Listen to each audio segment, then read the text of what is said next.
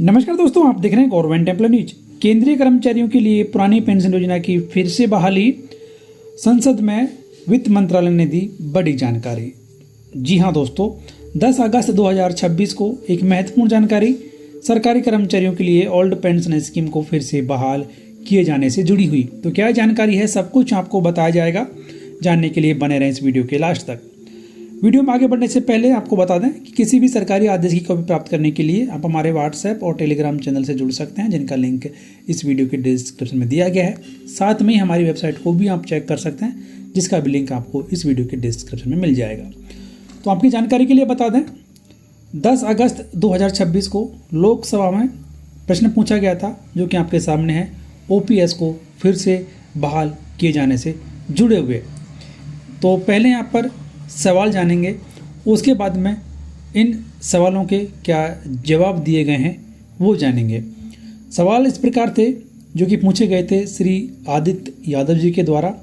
पहला सवाल यहाँ पर था कि केंद्र और राज्य सरकार के कर्मचारी की ओर से ओपीएस को बहाल करने की बढ़ती मांग के बारे में केंद्र सरकार का आधिकारिक रुख, वित्तीय मूल्यांकन और नीतिगत विश्लेषण क्या है। अगला सवाल था कर्मचारी संघों द्वारा एनपीएस में चिन्हित की गई मुख्य संरचनात्मक कमियां, बाजार के जोखिम और एन्युटी की कमी क्या है। अगला सवाल था कि क्या राज्य सरकार के वित्तीय बोझ डाले जाने बिना कर्मचारियों को महंगाई संबंध निश्चित न्यूनतम पेंशन की गारंटी देने के लिए एनपीएस में संशोधन करने के उद्देश्य से किसी उच्च स्तरीय समीक्षा समिति गठन किया गया है। यदि हाँ, तो उसकी रिपोर्ट की क्या स्थिति है। और अंतिम सवाल था कि केंद्रीय कर्मचारियों के योगदान से पीएफआरडीए के अंतर्गत अब तक कुल कितनी धनराशि जमा हुई है। तो ये 4 महत्वपूर्ण सवाल, इन सभी सवालों के जवाब दिए गए थे वित्त मंत्रालय में राज्य मंत्री श्री पंकज चौधरी जी के द्वारा। तो पहले 3 सवालों का जवाब उनके द्वारा दिया गया कि सरकारी राजकोष पर ओपीएस के अवहनीय राजकोषीय दायित्व के कारण सरकार ने ओपीएस को समाप्त कर दिया था। राज्यों में पुरानी पेंशन योजना की बहाली विशेष रूप से राज्य के नीतिगत विवेकाधिकार के अंतर्गत आती है। तथापि सीएजी ने अपनी हाल ही की राज्य वित्त लेखा परीक्षा रिपोर्टों में राज्यों द्वारा ओपीएस को वापस करने के राजकोषीय प्रभावों पर प्रकाश डाला है। एनपीएस एक परिभाषित अंशदान आधारित योजना है, जिसे 1 जनवरी 2004 को या उसके बाद सेवा में शामिल होने वाले केंद्र सरकार के कर्मचारियों के लिए शुरू किया गया था। ऐसे कर्मचारियों के लिए पेंशन संबंधी लाभों में सुधार करने के उद्देश्य से एनपीएस को संशोधित करने के उपाय सुझाने के लिए तत्कालीन वित्त सचिव की अध्यक्षता में एक समिति का गठन किया गया था।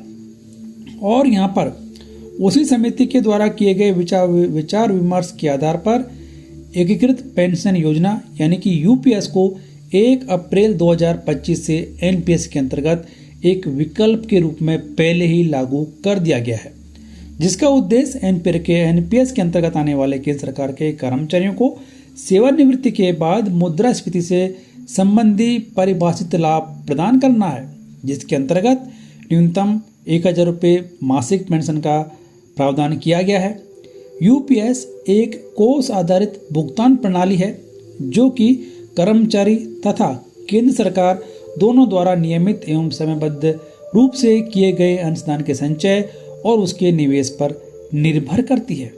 इसके अलावा इस व्यवस्था के माध्यम से सेवानिवृत्ति के पश्चात कर्मचारियों को सुनिश्चित मासिक पेंशन प्रदान भी की जा रही है।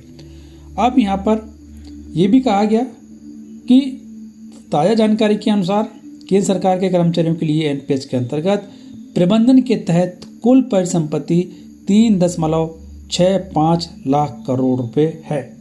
तो अब यहाँ पर सरकार ने ये नहीं कहा है कि ओपीएस को फिर से बहाल किया जाएगा, लेकिन एनपीएस के अंतर्गत अभी तक जो बदलाव किए गए हैं उसकी पूरी जानकारी इस जवाब में सरकार के द्वारा दी गई है। दोस्तों, आपके हिसाब से क्या लगता है, ओल्ड पेंशन स्कीम बहाल होगी या फिर नहीं होगी? कमेंट बॉक्स में जरूर लिखें। धन्यवाद।